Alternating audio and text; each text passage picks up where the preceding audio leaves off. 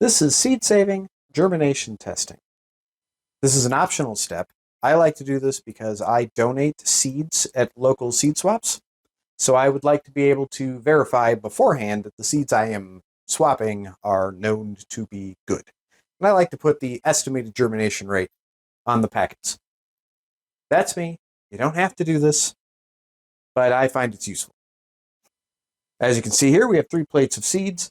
This is the seeds I saved from the giant crimson. Now, these will be a hybrid tomato of some sort.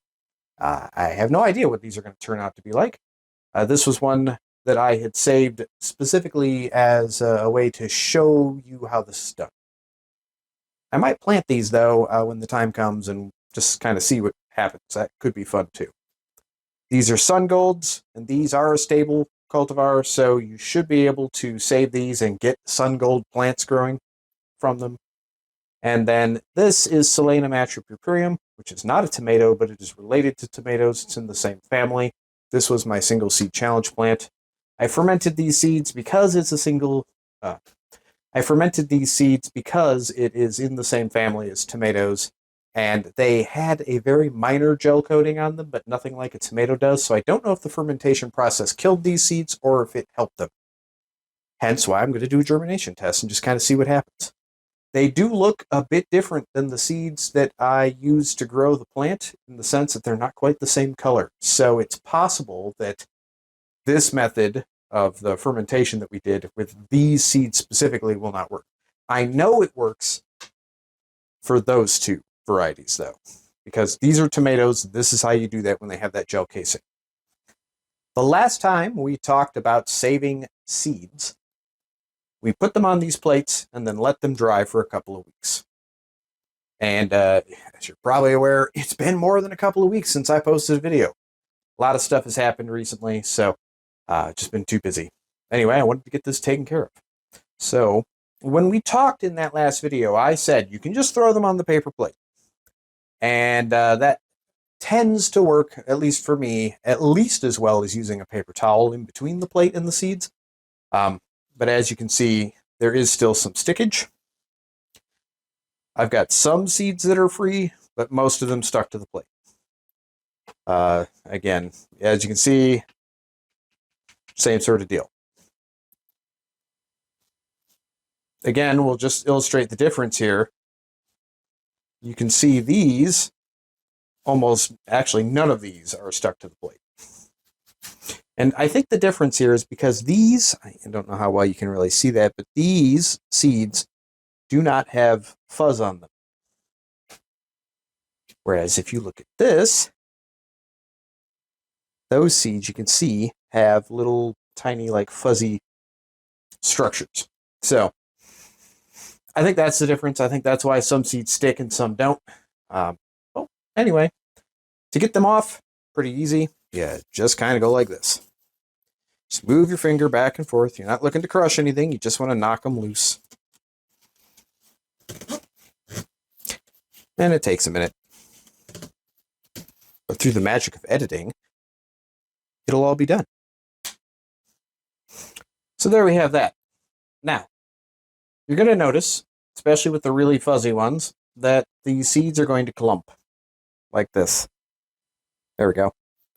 You're going to notice that the seeds will clump like that. And you can just kind of get them apart by gently just kind of moving them between your fingers. They will come apart. You may have to do this a few times on each clump, kind of break them up. Ideally, you'd want to get these clumps broken apart before we do the germination test. If you're not going to do the germination test, break these clumps apart before you put them in the bag that you're going to store them. I tend to just use like plastic sandwich bags. My wife has a collection of very, very small ones that she uses for some of her hobbies, and those work really well for small seeds. I think that looks good now.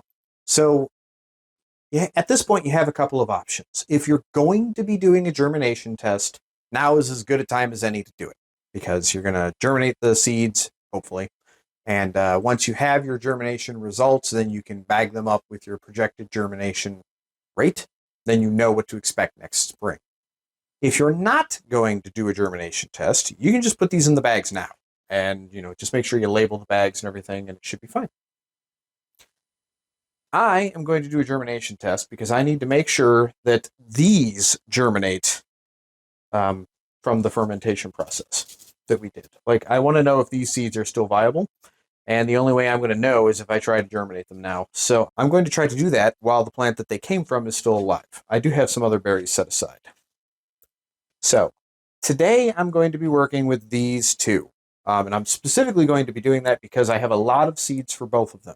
I like to do that because I like to do the germination test with 33 seeds for each plant that I am doing the test for. So I'm going to take 33 of these, put those in a little pile. I'm going to take 33 of those and put those in a little pile. So let me do that. 33, 33. You might be asking yourself, why 33 seeds? And the reason for that is because that multiplies very almost cleanly into 100. And the reason that that is important is it just makes it easier when you're trying to do percentages for your germination rates. So, for instance, if I were to do this test with 10 seeds or 5 seeds, let's say I did this test with 5 seeds, okay? If you do the test with 5 seeds and 4 of them germinate and 1 doesn't, you could have a germination rate of something in the ballpark of 80%, but you don't actually really know that because you only had 5 seeds to do the test with. I like to do 33, and then each one is approximately 3% of the germination rate.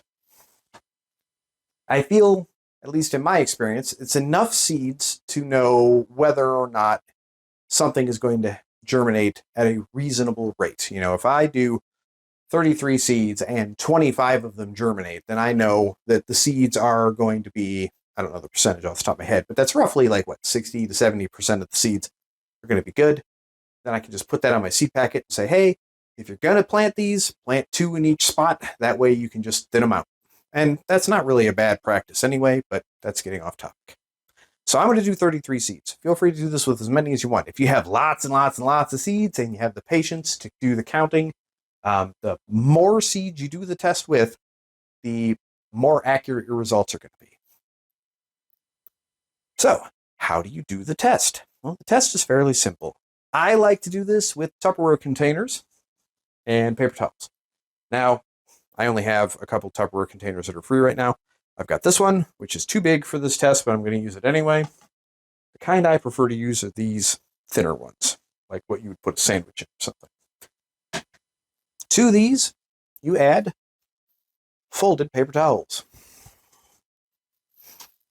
So I'm going to fold this one, kind of stuff it in there, just like so. Nothing fancy.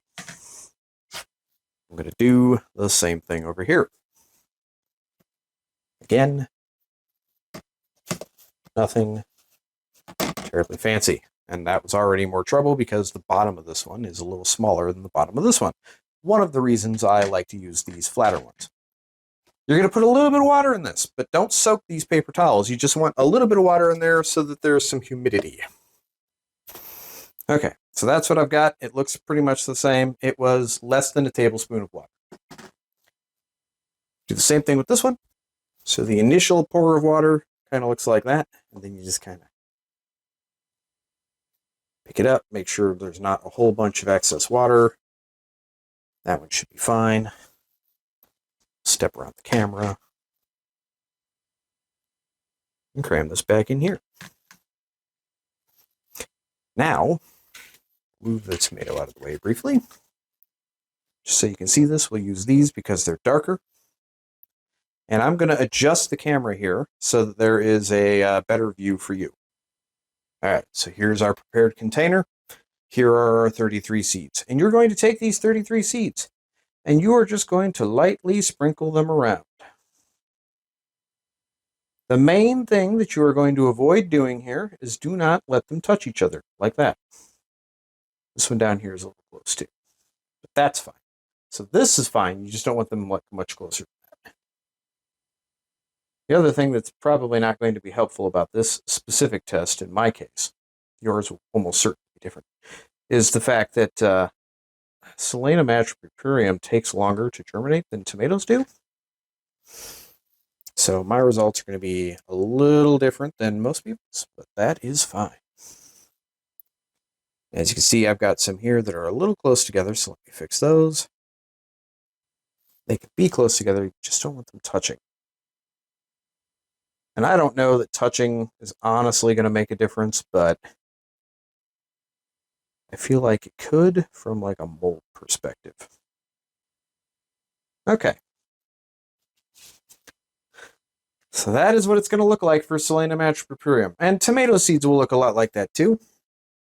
You know, the coloration will be different. But other than that, just want the seeds laying on the paper towel to be damp. Then you're going to take a lid. You're going to put it on there. You're going to clamp it down. Then what you're going to do with this is you're going to let this sit somewhere warm where there's not much sunlight. Don't put this in the fridge.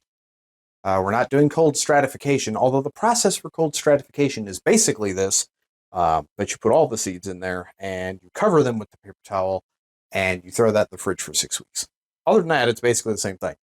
But we're not talking about that right now. So what you're going to do, you're going to take this, you're going to put this in a warm spot that does not get much sunlight, because many seeds will not germinate if there is sunlight present. Some seeds require it. Most want the opposite.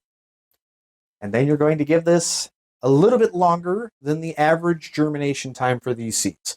So for Solanum atripurium, I want to say it took like 2 weeks to 3 weeks, something like that.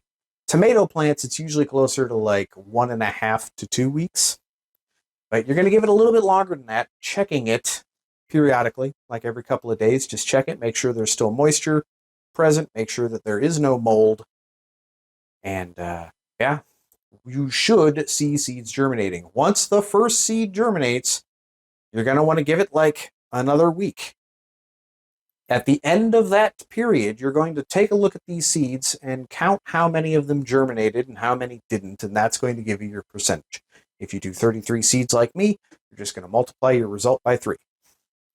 So, you know, if 10 of them germinate, then 30% of my seeds, I have a 30% germination rate. Other than that, it's pretty simple. Once the seeds have germinated, unless you want to plant them and start growing them, they can just go into a compost pile, or it's probably not even worth it since they're just tiny little seedlings. I would just throw them out.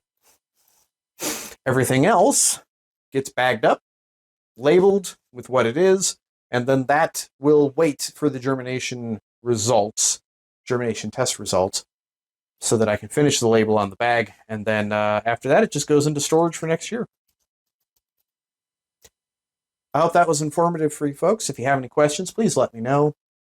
Thanks for watching, and until we talk again. Behold, through the power of editing, and also just waiting a little bit, we have results. So, let's crack these open and take a look. So these are the tomato seeds.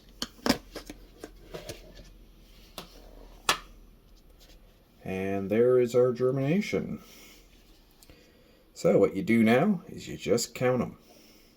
In this case, it's probably going to be easier to count the ones that didn't germinate. So I see 1 right here.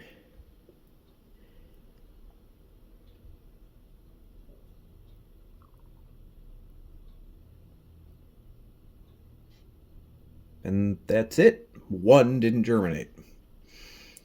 So, let's see. My ratio was 33 seeds. If 1 doesn't germinate, that leaves me with approximately 96 to 97% germination.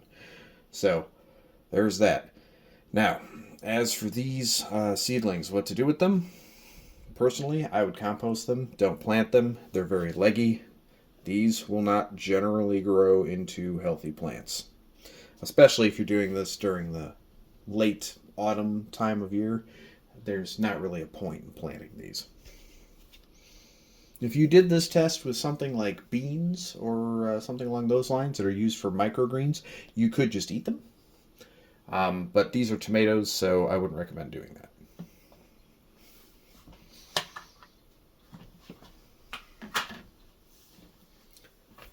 All right, and here is the Solanomatra purpureum. Okay. Now, as you can see, these are a little bit slower to start. And we have some weird spots showing up that are not seed related. That's probably some sort of fun mold. But as you can see, we have germination here too, which means the fermentation process does work. These are just slower to start. So let's see. These I'm going to have to actually count. Yeah, okay. So again, only one didn't start. So that means the fermentation process does work on these seeds. Do you have to do it with these seeds? I don't know. Maybe, since I did preserve other seeds for this as well that did not get fermented, at least as of yet, because the berries are still just sitting outside and they're not rotting or anything, they're just sitting there. So the plant still has some too. I might redo that test and do it without fermentation just to see if maybe they start faster. Because, I mean, if you do a comparison here, right, these were in for the same amount of time. These are the same ones. And as you can see, the growth on the cherry tomato seeds is much faster than the growth on the Solanomatra purpureum. So maybe they got stunted a little bit or something. It could just be that these take longer. If I remember correctly from planting Solanomatra purpureum, that did take a little bit longer to start anyway. I want to say it was like an extra week. So if that's the case, then these are about on par and everything is perfectly fine. But yeah, we have again a 97-ish, 96% germination rate. So that's fantastic. Anyway, I just wanted to give you all the update. Thanks.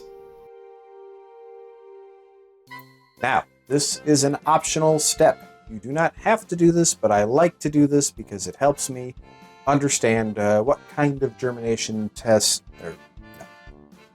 This is an optional step. Last seed saving. 28, 29, 30. I lost count. 5. Nope. See, that's 4. These are very small. 5. Thought I had a seed there, but guess I didn't.